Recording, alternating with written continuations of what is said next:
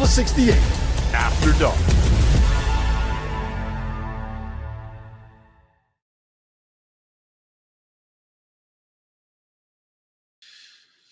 What is going on, everybody? Welcome to the Field of 68 After Dark, presented by BetMGM for this Overreaction Monday here on February 2nd, wherever you are getting us, whether that be on SiriusXM, Field of 68 YouTube channel, or wherever you get your podcast. Do yourself a favor. Make sure you are subscribed, as we are, believe it or not, just 40 days away from Selection Sunday. We have got former Tar Heels on tonight, John Henson, Justin Jackson. I am Sam Ravech, and while it may be Super Bowl week everywhere in the country, it is UNC Duke week here to start the month of February. Let's get right into it, guys. I mean, have the North Carolina Tar Heels turned a corner here as we enter the latter part of the season? Final score from Chapel Hill: Heels 87, Syracuse 77. UNC led by as many as 32 in this game. The Orange made it closer than it was at the end. Caleb Wilson was stellar once again, to nobody's surprise. 22 points, 9 boards, his 10th straight home game with 20-plus points. Henry Vasar with his 12th double-double of the season. You know, Henson, really, this game for UNC was about, A, not taking a bad loss, and B, fine-tuning some things before the game against Duke on Saturday. What are your biggest takeaways from this win? Just doing what they need to do, right? This is a kind of stretch of schedule where you put the word trap game, Georgia Tech, Syracuse. They got it done. Obviously, the end of the half was ugly. They were up 30, ended up being up by 7 with like a minute left, which is kind of crazy. And I think that's the part I'm more focused on than anything is, how does that bleed into the next game, having that stretch where you just did not play well? Because I know the NBA, like in those playoff series or those games where like you suck in the last 5 minutes, even though you're up 20, like it kind of rolls over. So they've got to flush that, look at that film and see what they did better. They were turning the ball over. They were letting Syracuse get shots they usually didn't. So I think, obviously they got to win. 10-point win against Syracuse at home. No one's mad about that. But the end kind of scared me, especially coming in. You want to be clicking in on all cylinders against a Duke team that's a national championship caliber team. It's going to be the litmus test for North Carolina this year, at least for the first part of the series. So I'm excited about that, but a little nervous how they finished up the game. Justin? Yeah, I mean, piggybacking off of what he said, I mean, I think the way that they dominated up until that last 10 minutes, I think was exactly what you want to see. I mean, if there's a trap situation, it is that Georgia Tech followed up by Syracuse into a Duke game. A win is a win. You'll take it. But I think those spurts, I mean, heck, the way they finished the first half, I think they allowed Syracuse. I think Syracuse scored like 8 out of 10 possessions. And then, I mean, 37-15 to end the game after being up 32, I think it was. Is definitely not a good sign. But at the same time, I mean, the way they've been clicking ever since that West Coast trip, I like what I'm seeing. I think they're going in the right direction. And I love the way they match up against Duke. Call me crazy if you want, but I love the way they match up going into that type of game. So I think this is one of those where it still gives you good film to watch, things to see. I mean, if you go on a type of drought like that and allow this Duke team to score, it'll be 50-10 as opposed to 37-15. So definitely good film to watch. But I like the way this team's playing. I like the adjustments the coaches have made, the lineup changes, things like that. I like what they're doing. I do want to touch upon the matchup too in just a second. But this game leading into the Duke game has given Carolina issues in years past. But to your point, Justin, 4th straight win for the Heels. My biggest takeaway, I think, was from the bench. You touched upon it specifically from Luka Bogovic, a guy that started out pretty strong this season, came up huge in the win against Kentucky earlier in December. But it seems like he, along with some of the other bench players, have found their role. Now 3 straight games for Bogovic in double figures. Had a couple of turnovers tonight, but they're going to really need him to make some shots down the stretch and be that reliable 4th option outside of a Wilson, a Vasar, a Seth Trimble. But 29 bench points for the Heels tonight, as well as a welcome sign for a team that was constructed to have depth both in the backcourt and the front court. But we've only seen that really in spurts so far. How encouraging has that been over this 4-game stretch, Henson, to see the production from other players outside of those big three? Luka's a pro, and he's showing why he was a pro, right? At the professional game, you may not be a starter, you may not be the guy, your role may change, but you've got to just kind of buckle down and figure it out. And that's what he's done. He's started to come off the bench and be kind of a high volume, kind of 3-point shooter type guy off the bench, which I love that role for him. And he's making shots. A little less stress being a starter. Also, in your second unit, a little less competition. I would say like the second unit isn't as good as the first unit, right? So defensively, he's a little more stout with the second unit. And Powell and Stevenson settling. Powell's been doing well all year off the bench. He's been consistent. And Stevenson finally settling in his role, being kind of as a third big. I think we found something. We're averaging almost 90 points over the last 4 wins, I believe. So offense it's not really an issue. We're clicking. We can get after you on the offensive side. It's the defensive side that we have to buckle up, buckle down on. But for the most part, those guys finding their roles, and it looks like we finally have a little rotation and continuity. I like where we're at. Things are also getting super interesting there in Lubbock, Texas. For those who are watching live in the YouTube channel. I can't even focus talking right now. I'm looking at the game. Kansas is up 3. Jesus. Darren Peterson, after having his worst shooting night of the entire season, albeit limited action, just playing his 12th game, just drilled the go-ahead 3. 64-61. There's 10 seconds left. Texas Tech actually got a steal after a bad turnover from Trey White. We'll get to that game, I promise, in just a second, guys. Last weekend we had A.J. DeBonsa going head-to-head with Darren Peterson. This weekend, in the latest battle of freshman versus freshman lottery picks, we have Cam Boozer going up against Caleb Wilson. I mean, what an awesome couple of matchups in back-to-back weekends.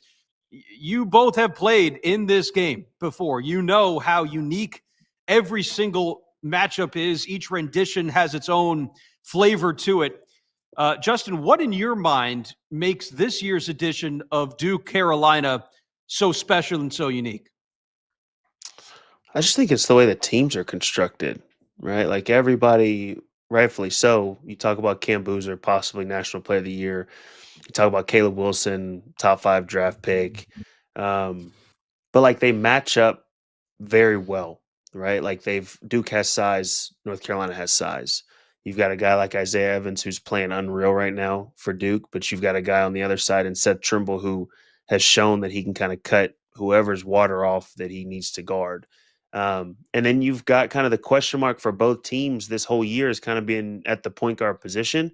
And now both sides has kind of been a lot more steady than they were to start the season, whether it's Derek Dixon coming on for North Carolina or Caleb Foster and Caden Boozer on the other side that's been playing a lot more consistent. So I just think the matchup and the way these teams are constructed is so similar in my mind that I think it's going to end up just being kind of a barn burner whenever this game comes around on Saturday. Henson?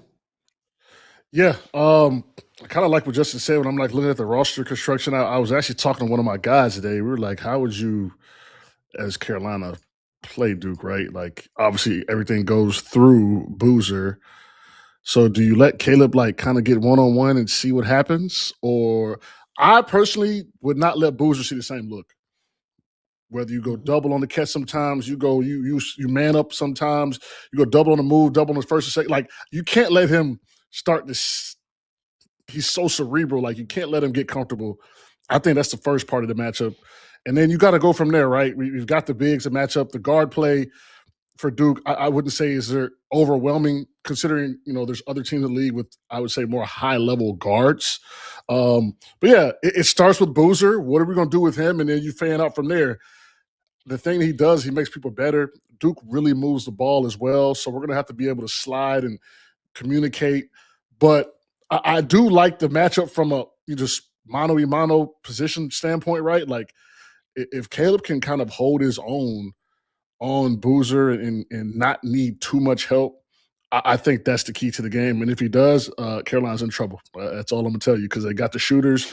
They've got the guard play to kind of, shore up everything. And when he gets going and moving the ball and rolling and dunking and Euros and shooting threes, they're tough to stop. Yeah, Justin, you said you like the matchup too. This feels like a Henry Vasar type of game. Like I feel like he could be an X factor, especially down low with his size. But you said you like the matchup. Why was that? I just think that, especially this year, North Carolina has length and size to what John's saying, like to throw different looks at him, right? Like I wouldn't be surprised to see Stevenson start out on Boozer, right? Like to give him an athletic, longer guy, hopefully keep Caleb Wilson out of foul trouble, right? Then all of a sudden you could throw somebody like Caleb Wilson on him that's more athletic, longer. But then heck, you could, I mean, it probably won't work, but you could throw a Seth Trimble. You've seen some guys, some teams have thrown like smaller guards on him to try to just get up in his space and hopefully not allow him to get to the block, right? Like, and I think this team has so many different looks. If you need to throw Henry onto him with his 7 feet and the way he's able to kind of just, patrol the paint, if you need to do that, you can, right? So there's just so many different looks that they could throw at him. But then too, like with Duke, their success mainly over the last, take away the defensive side of things, their success offensively has really been huge from Isaiah Evans, right? And so now you have a guy like Seth Trimble who's able to kind of slow that down. Now this Duke team has to find other ways and other guys to score. And I think that's where that they can struggle a lot. Now that's obviously hopefully keeping Cam Boozer at bay as much. But I just think that's why the matchups are so good, right? Like you see those two matchups and then you see the others. Can they step up? Whoever guys step up outside of Isaiah Evans, Cam Boozer, Caleb Wilson, Henry Vasar, and Seth Trimble, that's going to be the team that wins, in my opinion, because I think those matchups are going to be so good and dominated that the other guys, whoever steps up, though, that's the team that's going to win. There's been a hotly contested debate battle for who actually is the second best team in the ACC. You could easily make an argument for North Carolina, especially the way that they've been playing over the last 2+ weeks since that West Coast trip, like you mentioned, Justin. I've heard arguments elsewhere for Clemson, Louisville. Henson, who do you think is that next best team second to Duke? Is it Carolina? Will this game tell you more about that? Obviously this game is going to tell us a lot. But Sure. I mean, I've got to go right now. Clemson's 8-1, right? They're second. They're a game ahead. I got to go Clemson. I mean, I think Clemson's right now the second best team. Now, this could change. My opinion could change on Saturday, but Clemson has been, I think, the most solid team. The team that hasn't had that many ebbs and flows. Right? They kind of have steadied the ship. But. Right. I mean, you got Virginia, NC State, obviously Carolina, even Louisville, Miami. Like, these are – I think it all gets settled in the next 14 days. I think we're going to find the cream's going to rise to the top. But right now, I've just got Clemson's 8-1. They're second. I'm going to take the record for what it is, and other teams have some work to do. Good luck scoring on that defense too. We've seen that firsthand, Justin. Clemson can turn the faucet off. You agree with that? Yeah, I mean you got to give them credit for winning games, right? I think the only tough thing with Clemson is when you look at them, there's nothing that really stands out, right? And once you start getting into tournament play, like in my opinion, you have to have at least one guy that you can really rely on. And with Clemson, I don't really know who that guy is. They found ways to win without having that guy, per se.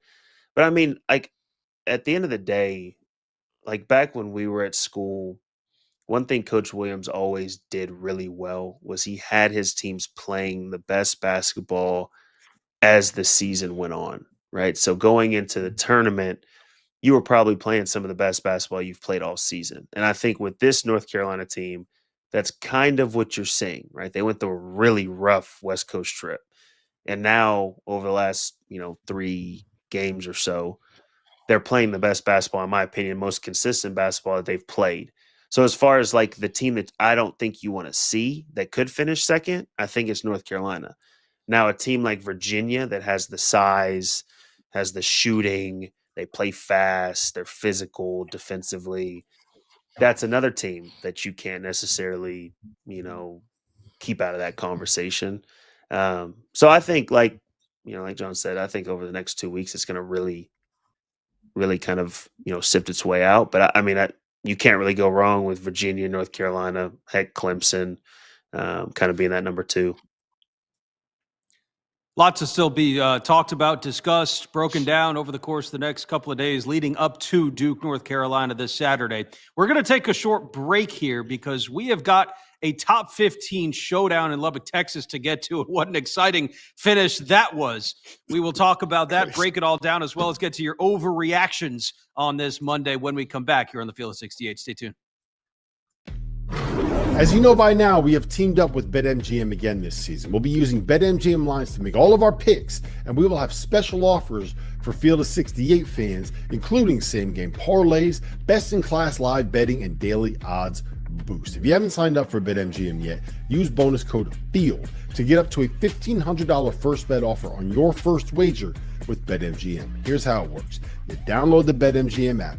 You sign up using bonus code FIELD. You deposit at least $10 and place your first wager on any game, and you receive up to $1,500 in bonus bets if your bet loses. Just make sure you use that bonus code FIELD when you sign up. Make this college basketball season one for the history books. Make it legendary. And don't forget, if you haven't signed up for BetMGM yet, use bonus code FIELD and get your $1,500 first bet offer today.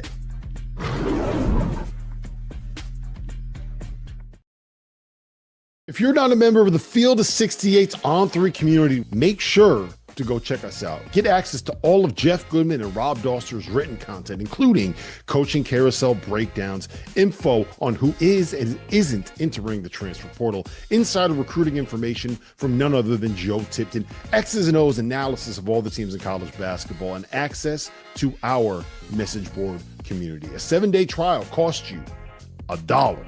The Field of 68 on 3. Get the scoop. All right, welcome back here on the Field of 68 after dark. Man, what a finish in Lubbock, Texas at the USA. Final score, Kansas 64, Texas Tech 61. Kansas finished the game on a 14-2 run over the last 6 minutes. Darren Peterson, who has not really been available in quote-unquote clutch time, was as clutch as they come. I mean, we just talked about the break. First 38 minutes of the game, 1 for 5 from beyond the arc. Final 2 minutes, hit the 2 biggest threes maybe of the season for the Kansas Jayhawks to propel them to that win, 64-61. Kansas closed the game on that 14-2 run as well, like we mentioned. They only had 10 assists in this game. It was also their fewest in a win since 2023. Man, this was it kind of feels like Kansas went down there to Lubbock and stole one a little bit, but you'll take a win where you can get it. Thoughts on the win, Henson? As we were just watching this unfold, we came on the air, full disclosure, but man, what an ending. Yeah, I was a little distracted because I'm kind of looking at the corner of my eye, and I'm seeing the game and the score, and I look up and they've got the ball. Wait, it's a turnover, then it's tied, and then I look back and they're up 3 with 10 seconds left. So obviously, Peterson hits a 3. I mean, Texas Tech, they had opportunities. They turned it over. And then shout out to Floyd Badunga. You held JT top of the 518. I don't care what no one says. He was a primary defender. He made it tough on him. Mm-hmm. I think that's the story of the night because it's not like Toppin shooting mid-range jumpers and threes. He was missing bunnies. And I would say being in the post is like rhythm, just like a shooter. If you start missing those bunnies and you got guys flying around, it messes up your rhythm too as a post guy. And I think that's what Kansas did. And I mean, that's the only reason that they won this game. Your star player had 10 points and 6 rebounds on 5 of 18 from the field when he gets shots by the rim. So, I mean, I am shocked. I did not see this coming, especially when I'm watching the game down the stretch, how Texas Tech got really hot and how they were up 2 or 3 possessions with a minute left. But when you have the number one player, the number one pick in the NBA draft on your side, things like this could happen for you. Justin, thoughts? Oh, man. So many times I feel like on this show, and it's probably repetitive at this point, it's like the statement is made, if you have the best player on the floor, like more than likely you're going to win the game. And like that was the story tonight, right? Obviously, Floyd Badunga, unbelievable job on JT Toppin. Other guys really stepping up. Melvin Council played really well. Trey White had some really timely buckets. But they had the best player on the floor, right? He struggled all night. I think this was the first game up until those last 2 threes. This was really the first game that I saw Darren Peterson rushed and not, playing at the same pace that he always plays at, right? In the first half, he was trying, in my opinion, he was trying to draw fouls a little too much. They were playing really physical against him. But I mean, like, this is a kind of win for a team, especially a team like Kansas, that you can take this kind of momentum and turn it into a Final Four run, right? Because, I mean, you come in here and obviously Texas Tech without Anderson, like that's a massive loss, right? Absolutely massive loss. But still, you go into Texas Tech, you go into Lubbock, that kind of environment, and you come out with a win like that, like ending the game on, 8-0 run. Like this is one you can take through the rest of the year and go through, and you can look at it while you're in the tournament and say, look, fellas, like we've been in worse situations than this. Y'all remember whenever we were in Lubbock? You know what I'm saying? So unbelievable game by Kansas. Obviously, Darren Peterson with the 2 buckets at the end. I tried to tell somebody before the game, they were asking, who do you like? And I said, I'd say Texas Tech at home. I said, but Darren Peterson can win games single-handedly. And it just so happened tonight he was that guy. So huge win for Kansas. Obviously, Texas Tech, that's dropping the last 2. Kind of go back to the drawing board, hopefully get your point guard back and see what happens from there. Yeah, it's not easy when you're JT Toppin picked up those 2 early fouls too. You're playing with one hand tied behind your back already, not having Christian Anderson, who was out with illness tonight. Saw him warming up before the second half started. Thought he might get in the game, but that obviously didn't happen. So we'll get to the Texas Tech side of things. But I was listening to our guy Rob Doster talk about this on the show. Maybe it was Saturday. Like we got to start having the Bill Self Coach of the Year conversation. I think this is six straight for Kansas with everything that's been going on. Sure, you maybe have the number 1 overall pick on your team. That doesn't hurt, but he hasn't been available for most of the second halves of your games. So, Henson, what are we to make of Kansas right now? Having won 6 straight now with back-to-back wins over BYU at home, now on the road at Texas Tech, heading into the back half of the season at 17-5. I mean, Justin said it. Final Four, good. Is that what we're looking at for Kansas? If they can ride this train, you're not there yet. Final Four. I mean, they do have Darren Peterson, so I would not count them out of it. And as just alluded to earlier with Carolina, how Coach Williams try to have us rolling going into the tournament. That looks like what they're doing.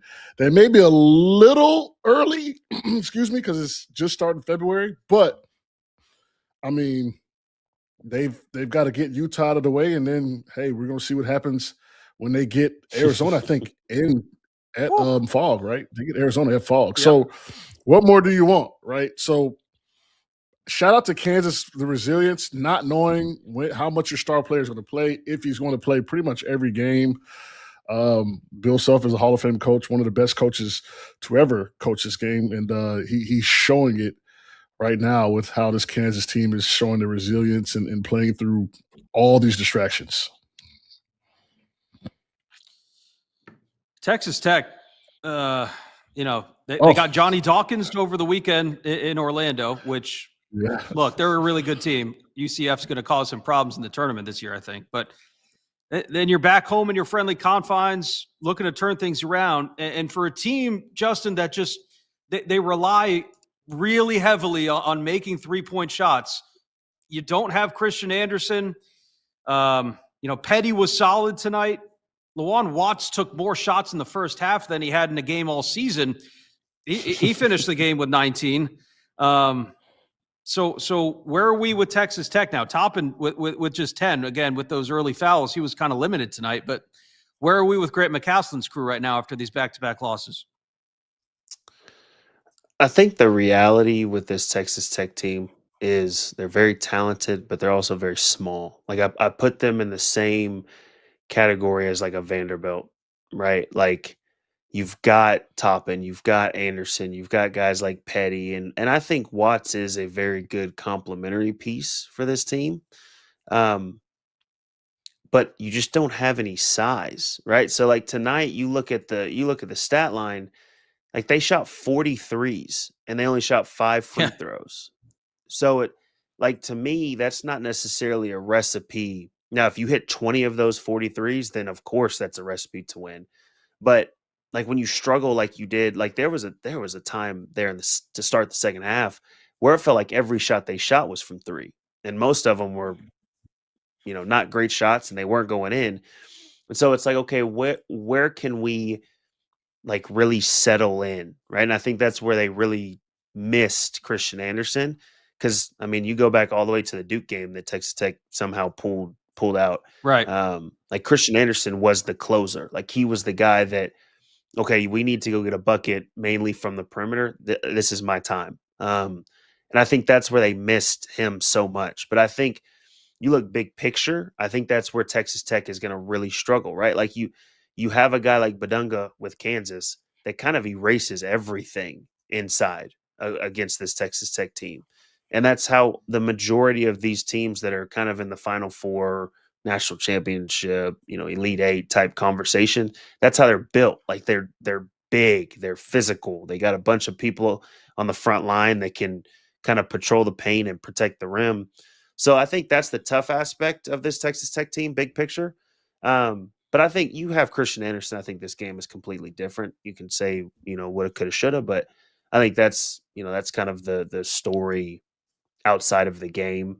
So we'll see what, obviously Texas Tech, hopefully they can bounce back after dropping 2, but we'll kind of see how it goes. That's fair. You are missing, again, you're missing 20 points a game from the sophomore Christian Anderson tonight. I guess the solace for Texas Tech fans that you can take away from this is that it's not an injury, it's an illness. So hopefully he's back soon. But to your point, Justin, like Texas Tech does a lot of things really well. They do not get to the free throw line. They're in like the 320th in Division I in free throw rate. And they are not a deep team. And when you're dealing with injuries, as they have, back up against the wall in Madison Square Garden, you're able to pull it out against Duke, right now, one of the best wins of the season. But sooner or later, chickens come home to roost in that category, Henson, right? If you want to win a national championship, you got to have some depth on that bench. Yeah, and then 40% of your scoring comes from the 3. So right. You're going to have high variance, and it is what it is. You're going to beat Duke, and then you're going to lose to Kansas up 2 possessions, right? Like, that's just kind of the nature of the beast. And then with the bench minutes, I see it's 300. Is that 361? Yeah, 361. Yeah. Yep. So, God forbid someone doesn't play well. Obi Toppin, or not Obi Toppin. I'm sorry, JT Toppin. Yep. This is what's going to happen. You're going to struggle certain nights, and yeah, Texas Tech is going to be able to beat teams like Duke, and then they're going to have some head scratchers, which is kind of how they've been all season, kind of up and down. Real quick, take a big picture on the Big 12 here. Everybody's obviously looking up at Arizona, undefeated 9-0, but there's a group behind them. You got Houston at 7-1, they're a game and a half back. Kansas now at 7-2, and then you got Iowa State at 7-2 as well. Before you get to the group of UCF and now Texas Tech at 6-3. We've talked about the number of national championship contenders that reside in the Big 12. The depth of this conference has shown time and time again this season, Justin. Arizona, obviously, you're not making an argument that they're not the best team in the country right now. Is there a team in the Big 12 that is uniquely positioned to give Arizona trouble? And is that team Kansas? Matchup wise, I think it's hard to not say Houston. I'm gonna be honest with you. Yeah. Yeah. But I think Kansas, with the way that Badunga's playing, with now obviously I think this was like the second game all year that Peterson finished. If he's able to consistently finish, having him once again, even going against an Arizona, he's still the best player on the floor. And then just the way we've talked about it throughout the season of like if Peterson comes back, the way that these guys around him had to step up during his absence, like that does go a long way. And you saw it tonight, right? Council hit some big time shots. Trey White, when he needed to, made plays. Everybody else kind of out there on the floor when Peterson was struggling, kept at least, the boat going, right? And then he finally took it, into shore. And so I think that's kind of why I would say Kansas, and they're playing well. Like they're playing extremely well the last, what is it, 6 games, I think you said. Yep. But I mean, you look at that top: Houston, Kansas, Iowa State, like all 3 of those teams, in my opinion, will they catch Arizona? I don't, like, I doubt it. But they're all Final Four contenders, in my opinion, when it's all said and done. So it's like, I can't wait to see that Big 12 tournament, like that's kind of what's exciting, is to kind of see how that tournament goes. Right. And we've already talked about that's Hilton South. That plays Iowa State always fills that joint up too. Go ahead, Henson. No, I was just kind of looking at all the team schedule while Jay was talking, and like they're gonna play. They're all playing each other. They're all gonna play each other. Yeah. You're not ducking any smoke, right? You're not ducking any smoke. You're gonna have to play even what you would call, I guess, the second tier teams. You've got to play UCF. You have to play Texas Tech. I think Houston has to play Kansas twice. So we will see what happens.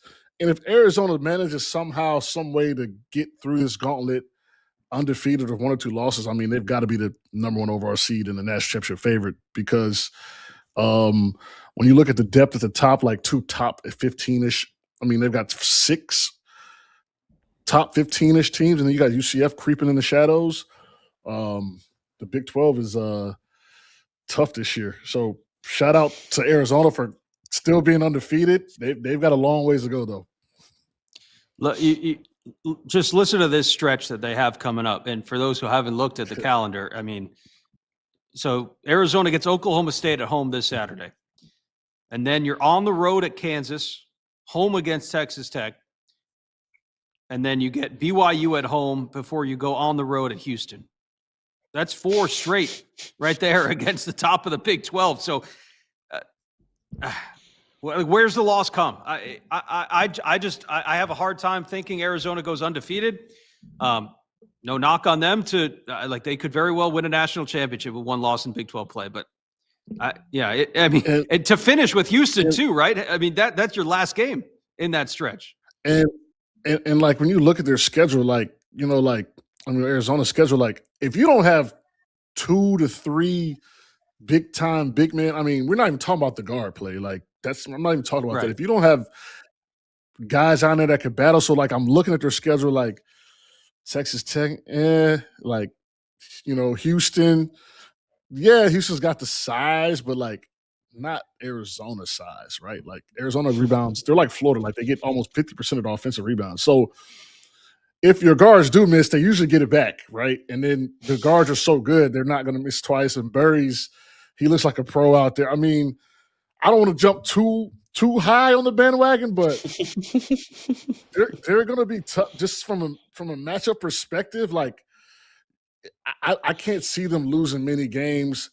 And if they do lose a game in the tournament, I do think it will be against maybe a Florida or even like a Duke, right? Somebody's got some size and girth down there, Pauls, so that's how I see it. That's fair. Yeah. Good pause. Good pause. Let's go to break on that. Great stuff. After dark, right? Really good. Really good. It's late on a Monday night. This is what you get on Field of 68 After Dark. By the way, it's time to get to some of your overreactions. We got some good ones revolving around the number one pick in the upcoming NBA draft. Is it Peterson? Is it DeBonsa? Is it somebody else? Is it Wagler? Is it Wagler? Ooh, call him Wagler. And I can't get his name right. Yeah, you got it. You're close enough. And can Kentucky win the SEC? All of that and more on the other side. As you know by now, we have teamed up with BetMGM again this season. We'll be using BetMGM lines to make all of our picks, and we will have special offers for Field of 68 fans, including same-game parlays, best-in-class live betting, and daily odds boost. If you haven't signed up for BetMGM yet, use bonus code FIELD to get up to a $1,500 first bet offer on your first wager with BetMGM. Here's how it works. You download the BetMGM app, you sign up using bonus code FIELD, you deposit at least $10 and place your first wager on any game, and you receive up to $1,500 in bonus bets if your bet loses. Just make sure you use that bonus code FIELD when you sign up. Make this college basketball season one for the history books. Make it legendary. And don't forget, if you haven't signed up for BetMGM yet, use bonus code FIELD and get your $1,500 first bet offer today.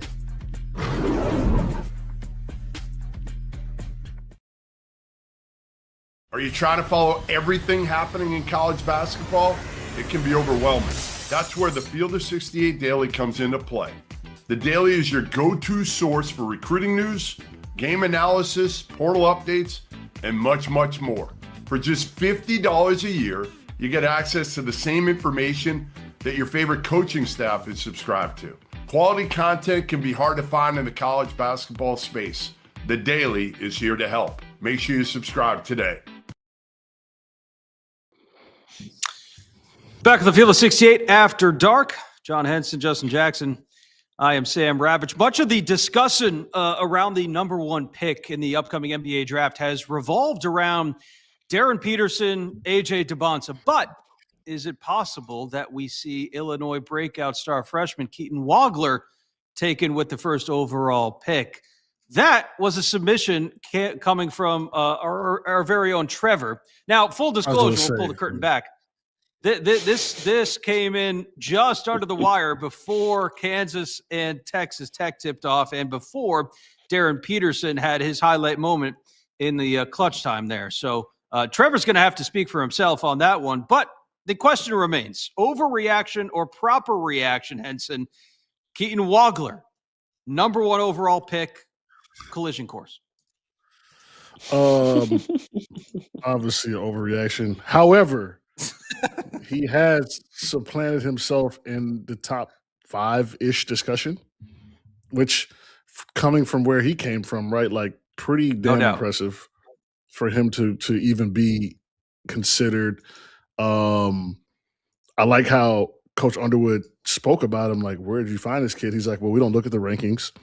This kid had won multiple state championships. He was a winner. Like, you know, he had some backing behind it, and it's showing. Like, he's contributing to winning at a high level. And I think that's most important to me when I'm looking at a prospect, right? Like, winning, contributing at a high level, I think that matters tremendously because you have to know how to win, what winning looks like before you go to a pro organization, or it's going to take some time, right? Like LaMelo, right? Hornets won for 7 in a row, I think, for the first time in a decade. But, like, it took him 3 to 4 years to understand winning and learning what winning is like. So he doesn't have that kind of crash course, and I think he's really good. But number one is overreaction. Sorry, it's just overreaction. I mean, especially this year. Like, are you kidding me? Like, best freshman class ever? Yeah, Trev, I'm sorry. I mean, Trev will get us cursed out on Twitter, man. They're going to curse us out talking about having this topic. We can blame Trevor for that one, but look, Justin, I'll change it on you. What about Keaton Wagler's game do you think will translate well at the next level? Yeah, I mean the winning aspect, and it has so much like intertwined into it, right? Like the maturity level. I mean, he was 2 for 9 in the first half at Nebraska, and then second half comes out and has 23, right? Like, and that's not even talking about the fact that he had 46 at Purdue, right? So it's like the maturity aspect of his game while also coming from being a, overlooked 3-star. Not many people were looking at him. And then, two, you look at the fact that Illinois is without Boswell right now. And basically even more's put on his shoulders. So, I mean, top 5, top 10, that's not an overreaction. Number 1, Trev, I'm sorry, but number 1 is it's wildly comical, but very, very good player. And I think he's going to translate great to the next level. CJ Moore had a great piece over at the what? Well, go ahead, Henson. What were you going to say? You're going to throw another Gersh line in there? You're going to say that's this too is all he girthy? wanted was the discussion. That's all he wanted. Trev wanted the discussion. That's all he wanted. He's happy now.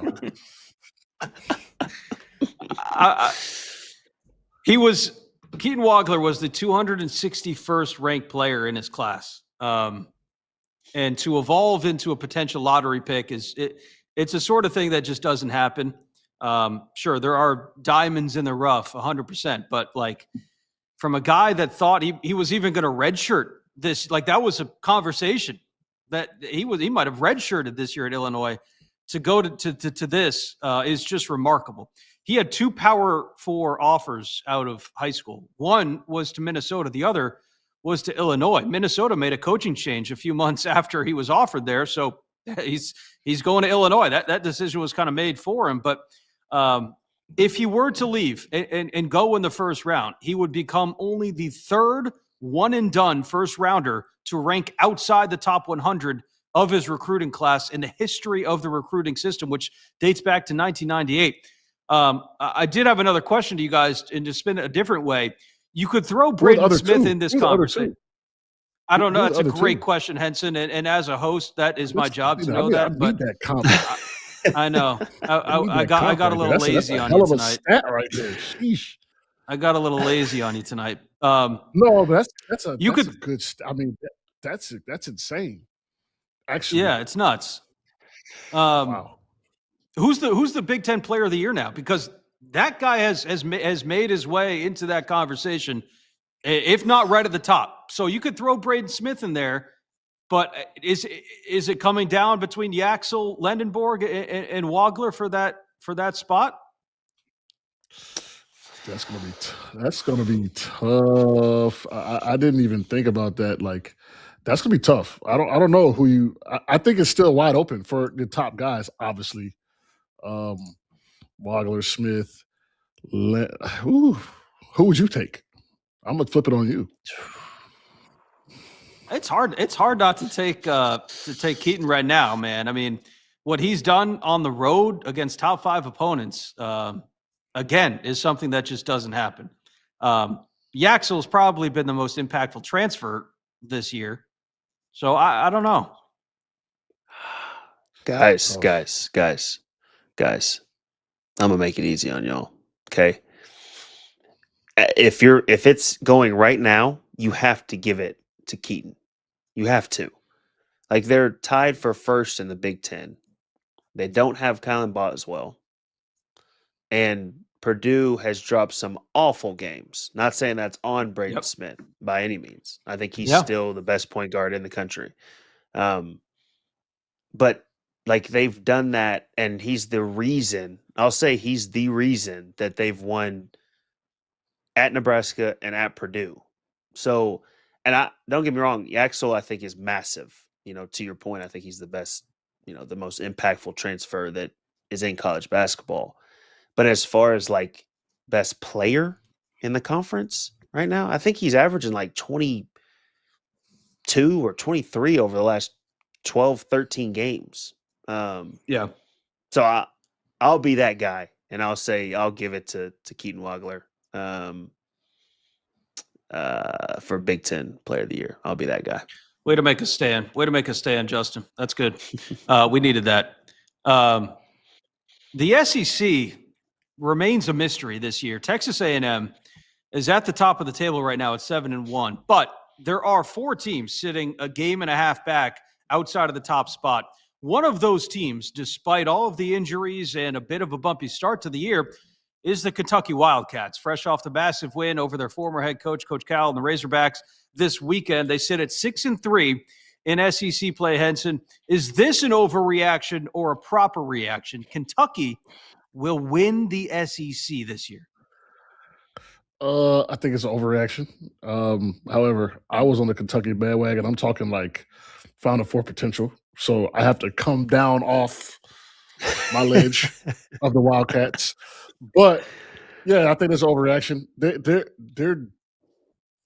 fighting, man. I like how they're fighting. They're fighting. They're not laying down.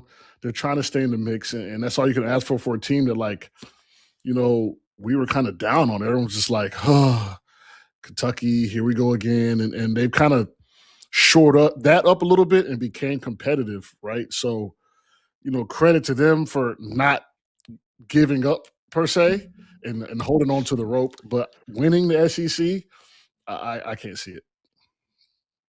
Justin?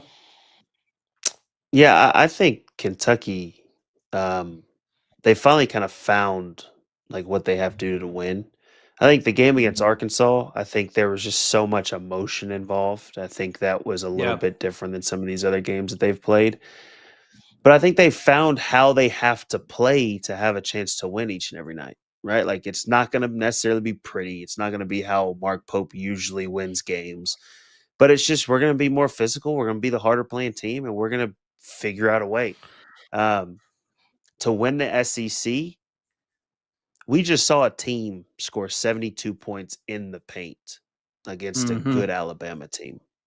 They almost outscored Alabama purely in the paint. So I have Florida winning the SEC. And I always, I know obviously they came into the season, they had, repeat, the whole title of, they should repeat and can they repeat coming into the season. They struggled early on. I'd never jump ship because of that front line that they have. Like, that front line is unreal, right? And then you have also within that front line, Thomas, is it Houck? I never know fully how to, like, him being able to play the 3 and be able to play the 3 really well makes this team like really scary in my mind. You've got guys like Boogie Flan, he's starting to play better. Lee's starting to play better. Guys are starting to play better off the bench.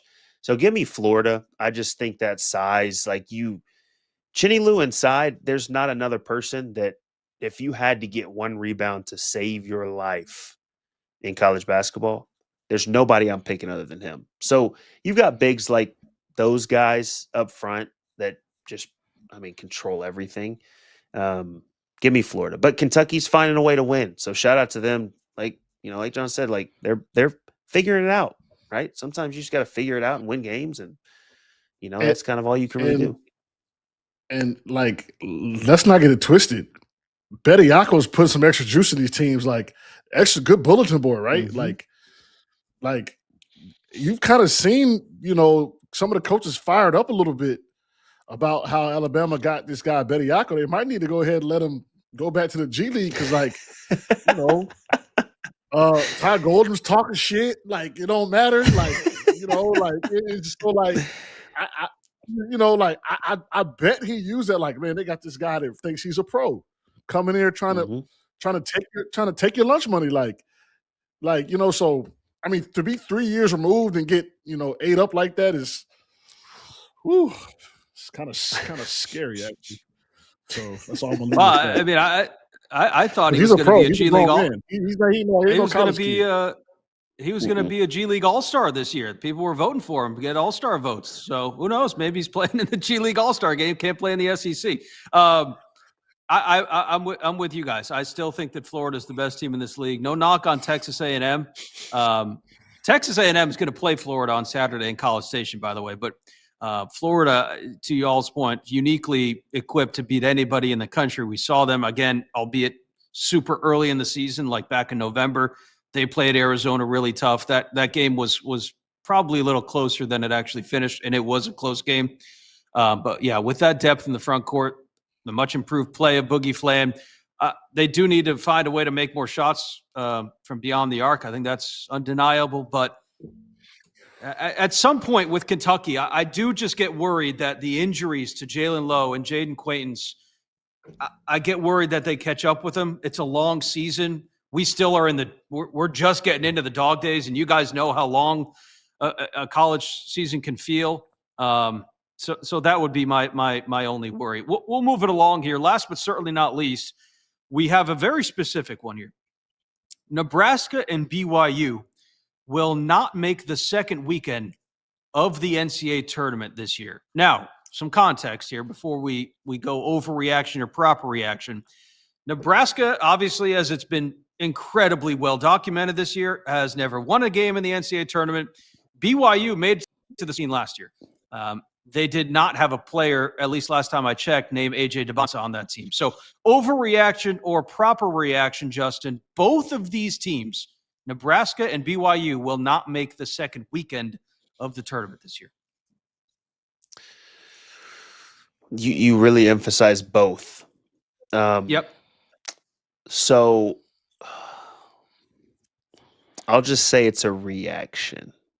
Okay. I think with BYU, once again, same thing with Darren Peterson, more than likely, unless they play against Kansas, they're going to have the best player on the floor in AJ DeBonsa, right? And so that always gives you a shot. What Richie Saunders did in Fog Island Fieldhouse, the shooting display that he put out, if he's able to shoot the ball consistently like he did, obviously not going for 35 or whatever he went for, right? But that combined with AJ gives him more space on the floor to go into his ISO, all that sort of stuff. Then I think they have a chance because I think they have the ability to score the ball. They've got Robert Wright at the point guard position who gets into the paint, puts pressure on the rim.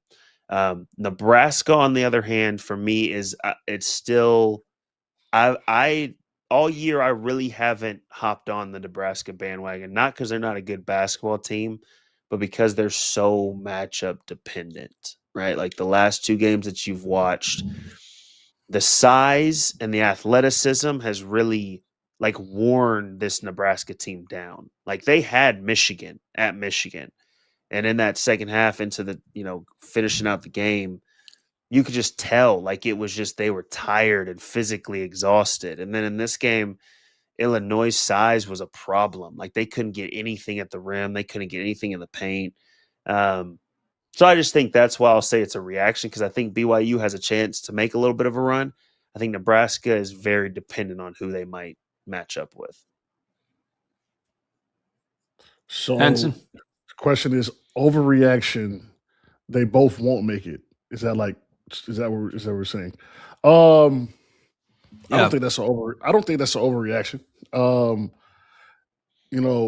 If BYU stays at the 4 line, which we have them in our, Field of 68 bracket, y'all go check the show out. I don't know what show it is on, but check it out. Earlier today, latest episode. Exactly. Yeah, go check that out. You're gonna have to see, at least on our bracket, North Carolina, Florida, Alabama, Arkansas. Might be Christmas for BYU if they had to see one of those guys in the tournament. And then you got Nebraska at the 2, which I love them at the 2. If they can stay at the 2, then you say, we got them projected they'll see Villanova, Kentucky, Auburn, St. Louis. They could lose. Yeah. They could lose. So, I don't think that's an overreaction, especially if Nebraska starts dropping down the seed line. If you're not going to get the 1 or 2 seed, you're going to play Kentucky, Gonzaga, you're going to play like a Clemson, St. John's, a Tennessee, a Louisville, like a North Carolina, like that's a coin flip to me personally on a neutral. So I don't think that's an overreaction. Yeah, I don't think it is either.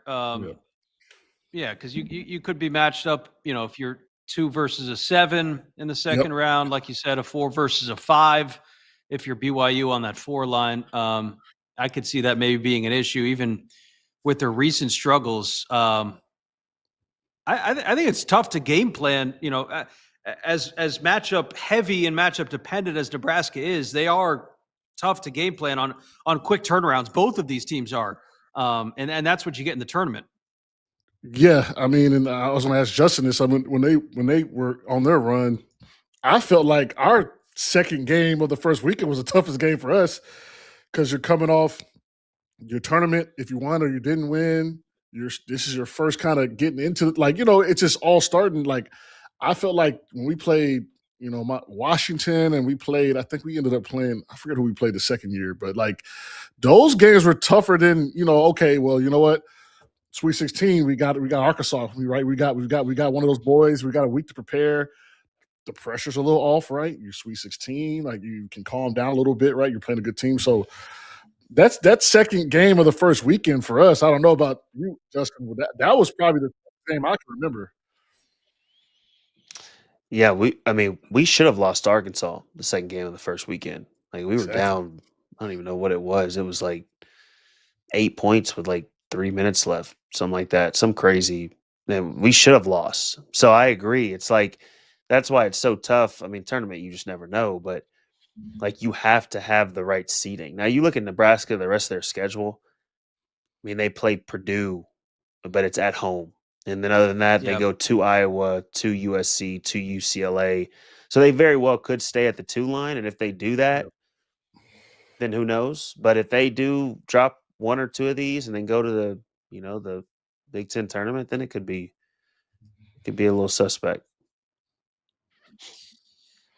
Well, we'll see. Both might be tough. I would not be surprised in the least if one of them bows out before we get to the second weekend of the tournament. All right, let's. That'll do it for our overreactions. Again, if you would like to have yours submitted, please do send them in to us wherever you can find a comment section. We'll try to get to them every Monday as we do weekly. Let's get to our toast of the night. Anybody have a toast of the night that is on the tip of their tongue?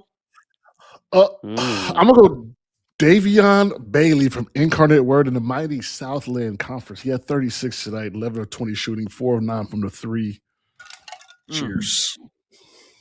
That's deep in the bag there. Incarnate Word, very good. You know what I mean? Give me, Jack, and I love the name, Prophet Johnson from Sacramento State. 35, 7, and 3 steals tonight for Sacramento State. Won 104-90. So shout out to Prophet Johnson, man. I'll give a shout out on the losing side. Donnie Freeman is an NBA pro. He is ridiculously good for Syracuse. Too bad that Syracuse isn't great this year. But that'll do it for us here on SiriusXM. If you'd like to join us on the YouTube channel, we're going to hit a quick afters on the other side of the break.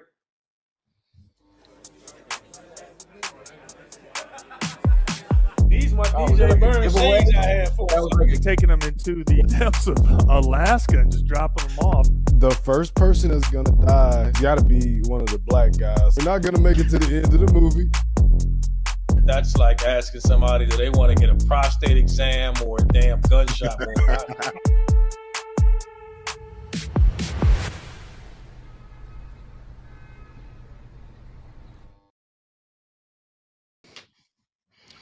All right. Welcome to the after segment. Should be girthy here tonight. Let's go ahead and go back to Friday night's game between Michigan and Michigan State.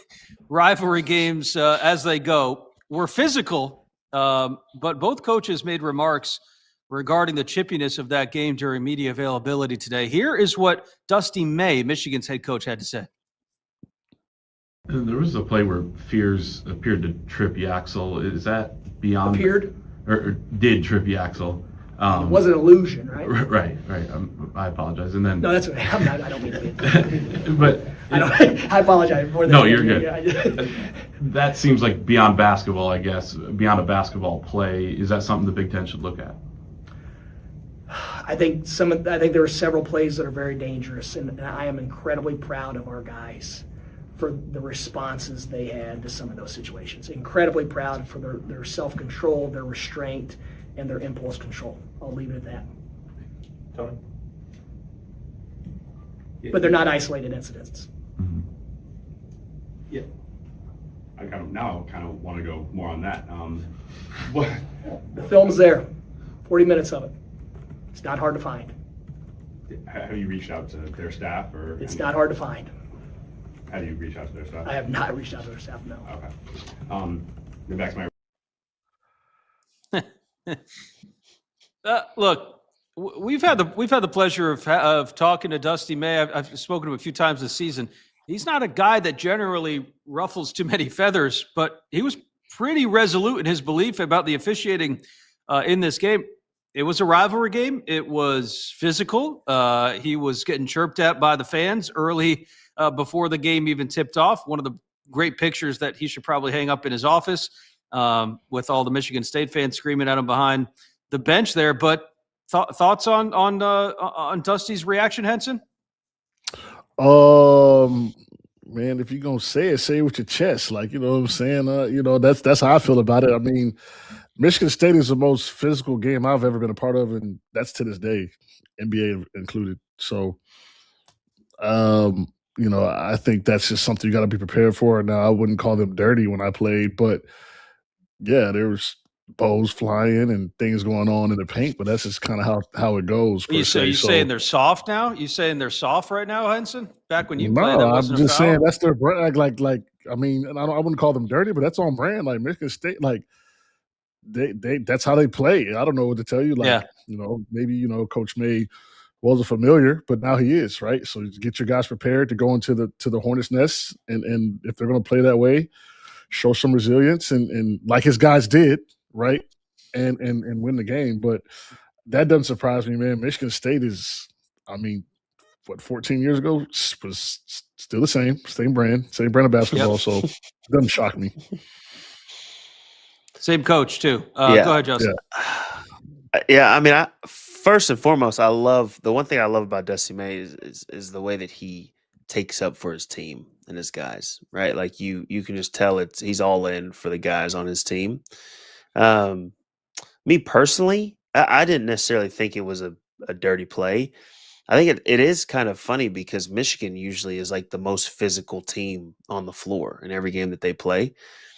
And in this game, they just met a team that was even more physical, and it's a rivalry game. Obviously, Michigan State, if they, pull that game out, that's a massive win for them.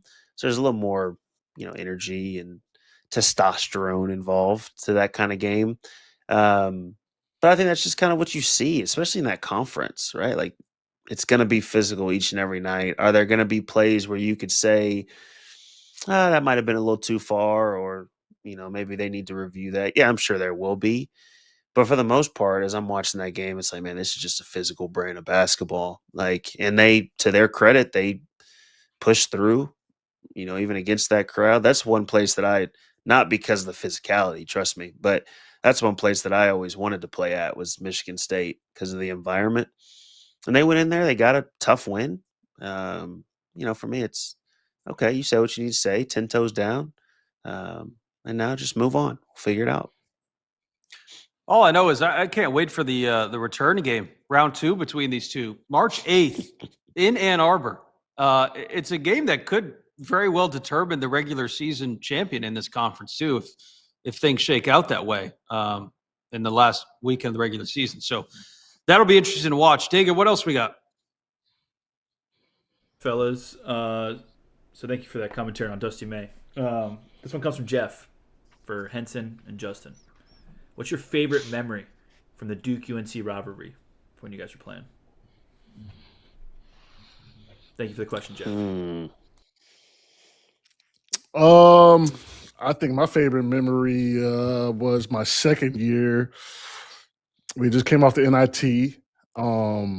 We were projected to finish about mid-tier in the ACC. We ended up, I think, rattling off like 13 out of 14 or 14 out of 15 and having a chance to play for the ACC championship regular season title on our court and beat Duke, which is what we did. And I think that just was so, the next year we won it, but we were favored to win it. So you can call it what you want. It's different when you're favored to win it. It's actually stressful as hell. So we were not favored. We were kind of coming from behind, and we did something that no one expected us to do that year. And that still to this day is one of my favorite memories because we were not projected to win anything that year, let alone be a number 2 seed in the NCAA tournament. So that's probably the Duke game that I remember most. Yeah, I kind of similar. My sophomore year, we went into Duke and we had to win the ACC regular season, and ended up winning at Duke. So we were still, I don't know if we were necessarily favorited, but to go into Duke, heck, I think that's the only time I went into Duke and won my whole career, to be honest with you. But to be able to go in there and to win and walk out of there as regular season champions, that was a good feeling. Part of me wants to ask, what was your least favorite memory about playing in this game now? But I don't know. Maybe we'll save it for another one. Yeah. Do you have a bad memory? Is there a bad memory that you guys have from this game? Any nightmares that you just kind of wake up and you're like, oh. I got a couple nightmares. Austin Rivers buzzer beater. So take it down that. Yeah, I remember that one. Yeah, I'll take it down that game because we knew what play they were going to run, and we knew we must with Z on Austin Rivers. Z's my guy, one of my best friends. I go, Z, Hezzy, the Hezzy, the Austin Rivers Hezzy step back. Oh, I know. We're like, okay, my bad. Like, sorry, I know you big man on campus, senior. And they run the play. He gets switched on him. He hits with the Hezzy step back. Mr. Z thought he was sitting on it, and he games him. And I was under the basket, so I saw it going in. As you know, Jay, certain shots when you're under the basket, you can see it going in when it leaves his hand. You just know. I saw it going in the moment it left his hand. So I was prepared for the L quicker than most people in that arena. So, and then my freshman year, we got blown up by 20. We got blown up by 20. That's when they had I think they won it that year. When they had Nolan and was it Shire, those guys. Yeah, we got beat by 30 in the season finale at Cameron. So got a couple nightmares. Yeah, I don't have anything close to that, so I'll just keep my bad Duke experiences out of the combo. Very good. We'll let Henson wallow in self-pity. Dagan, anything else? Yeah, we have one here from Young Wiz. There's been a lot of UConn, Arizona talk in the chat tonight. He wants to know, who would you take on a neutral court, full strength, UConn or Arizona? Arizona. I feel like this is a little bit directed at me, but yes, for full context, Arizona went into and beat UConn at home. UConn did not have Terrace Reed Jr. in that game. They did not have Braylon Mullen. So that's where the full strength comes into play in the neutral court. Gosh. How good is Braylon Mullins, man? Jesus. Braylon Mullen's probably the quickest release in college basketball. Oh, my God. Shooter. I'd probably still lean Arizona, to be honest with you. I'm sorry, UConn fans. I would probably, at this point in time, with the close games that UConn has played in the last 2 weeks, I would probably still take Arizona right now. They're starting to shoot it better. UConn is solo ball, starting to find his rhythm a little bit. Caravan's a little bit lost right now. Silas Demery's playing terrific. But I until somebody beats him, I'd have to say Arizona. So yeah, I mean, that's a good point. Until somebody beats them. But I mean, how is the number 3 team, and y'all can correct me if I'm wrong, how are they flying under the radar? Like, we talk about Arizona, we talk about Michigan, we talk about Duke, we talk about Nebraska. Like, UConn's 21-1. Like, number 3 in the country. And I feel like there's not much talk at all about them. Yeah. I think the schedule they haven't really been. I mean, win's a win. I say this to the day I die. I don't care who you play. It's tough to win. So yeah, I think because of the schedule in the Big East is wild baby. They've got wins against BYU. They lost by 4 to Arizona. They beat Illinois by 13, beat Kansas at Kansas, beat Florida. Like, those are some big time wins, you know? Like, obviously we'll see. I still lean Arizona just because they're still 22-0 and they're just dominant. But I mean, I can't go against a Hurley coach team with some of the pieces that they got, you know? Like, it's tough. It's tough. Yeah, there's a lot of W's on their schedule. I'm looking at it's like green, like bing, bing, bing, bing. Same could be said for Gonzaga too. I feel like, you know, that they just it's the West Coast Conference. I'm not comparing the West Coast Conference to the Big East stands out there, but like it you do fall a little bit out of the national lens sometimes when conference play kicks into gear a little bit. But Dagan, what else we got? All right, fellas. A couple of fun ones here. We are waiting for a Kansas player, so we're kind of going to listen, man, it's 12 o'clock, man. Listen, I get it. Big time win. But, I mean. We got Darren Peterson coming on, 10 minutes. We'll see. So here's one for you fellas. If you could pick the perfect or your perfect Final Four this year, who would it be? Not your picks, but like best games, best atmosphere. What's your perfect Final Four? That's a good one. Like best matchups, you said? Best matchups, best atmosphere, just like the best games we could get. Ooh. Give me Arizona UConn on one side of the bracket. give me Arizona UConn rematch. I'll tell you on that. I'll tell you on that. I like that. Give me Michigan, Houston. Yeah, Michigan, Houston. That could get nice. Yeah, I think we all have the same teams. I think I'd flip it, and I would love to see UConn, Houston, and Arizona, Michigan. See them beat up on each other, and then see who makes it out of that UConn and Houston game, and see who makes it out of Arizona, Michigan.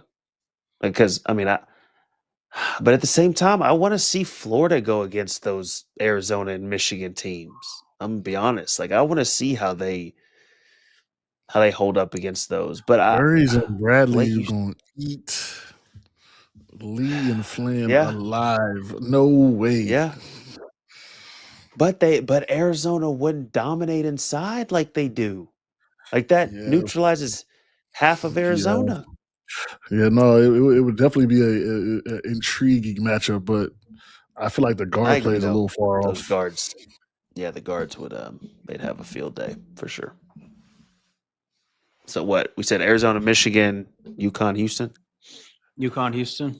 And that would be pretty dynamic. Any way you want to put it, you put them. all four. Just throw them. Those 4 teams right there. Throw them in the arena. The coaching alone in that Final Four is ridiculous if that were to actually happen too. That's our ideal Final Four, Dagan. I think it's pretty good. All right, fellas. Another fun one for you here. Winter Olympics coming up. Well, I guess they start this week. So if you guys were forced to compete in one Winter Olympic sport, what would you guys pick? Let me see here. Jamaica, we have a bobsled team. Bobsledding's fun. There it is. Fun. Incredibly dangerous, though. Curling seems cool. Yeah, curling seems. I'm looking at the sports. How are you? How are you on ice, Henson? Like, what happens if we get you on skates? Well, you know, a long leg, short torso, center of gravity is not the best. Ice is probably not the thing for me. So, we can get you in the pool, though. We could get you in the pool. Oh, we could. Is that in the Winter Olympics or is that summer? Is there a pool? No, I don't think so. Right? There's no. I will say skiing is very fun, but the type of skiing that's done in the Olympics is I'm no-go. thinking My Anatomy, where they got the skis and the when they're doing the cross country, just walking through the snow. Yeah. I'm thinking that could be my thing. Like I don't know what it's called though. Is it long Nordic? strides? I don't know what it's called. Yeah, it's like cross country skiing. Yeah. I think it's literally cross country skiing. Yeah. That's it. It's called Nordic skiing. That's the one. Yeah. I'd be a good Nordic guy. Oh, yep, that's the one for sure. Yeah, give me. Yeah. Got to have some endurance there. Team. Yeah, give me on the Nordic team. That's a good one. Yeah. Ice hockey, curling. Yeah, that's good. It's good. It's a great, by the way, great week of sports too. With the with Olympics starting on Friday. Obviously, Duke, Carolina on Saturday. Heading into the we got the Super Bowl on Sunday. We got the Super Bowl. Yeah, that was going to be my question. I grew up a Drake Pats May, fan. we trust. I'm going Pats. Heard Drake May's shoulders hurt. That's what I'm hearing through my channels. Heard he's hurt. Just saying. Just go and say it. You got Seattle 4.5. No, there's a reason he hasn't been running lately. There's a reason he hasn't been running lately. Think about it. Hey, that's what. So what is so it called? you got some. Yeah, throw some of the Toradol in the shot. Get that right in the ass. That'll be good. Listen, all I can tell you is what I heard. That's all I heard. I just heard Drake May's got a bum shoulder right now. That's what I'm hearing. So, but I do want him to win though. Carolina guy. That would be I want him to win because the Carolina quarterback history has been up and down. If we can get us a Super Bowl champion, maybe it'll overshadow the Belichick mess going over there. So, you know what I'm saying? We need something to overshadow that. I'll tell you that. Yeah, there's a lot going on over there, Chapel Hill with football. Maybe Drake May can save us. The offense is going to be great next year. That'll. I'll leave it with that. Just don't have any motorcycles near town. All right, we're going to step aside. That'll do it for us here on Field of 68 After Dark. For John Henson, Justin Jackson, our entire crew, I'm Sam Ravech saying so long. Have a great week, everybody. Enjoy it. Enjoy the games tomorrow, too.